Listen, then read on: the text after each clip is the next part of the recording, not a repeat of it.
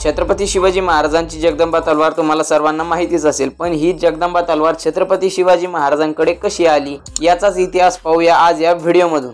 तर 7 मार्च 1659 रोजी बांदा नावाच्या बंदराला ओहोटी लागली होती आणि त्यामुळे पोर्तुगीजांचं जहाज तेथे अडकलं व याचाच फायदा घेऊन अंबाजी सावंत यांनी पोर्तुगीजांच्या जहाजावर हल्ला केला व त्यांना तेथे जगदंबा तलवार मिळाली। तर छत्रपती शिवाजी महाराज कोकणच्या दौऱ्यावर असताना कृष्णाजी सावंत म्हणजेच अंबाजी सावंत यांचा मुलगा यांनी ही तलवार छत्रपती शिवाजी महाराज आपल्या दारात आले व राजाला काहीतरी भेट म्हणून द्यावी या हेतूने कृष्णाजी सावंत यांनी पोर्तुगीजांच्या जहाजाहून मिळालेली जगदंबा तलवार छत्रपती शिवाजी महाराजांना भेट म्हणून दिली। महाराजांना तलवार भेट म्हणून तर दिली, पण छत्रपती शिवाजी महाराज कोणाकडूनही भेटवस्तू स्वीकारत नव्हते।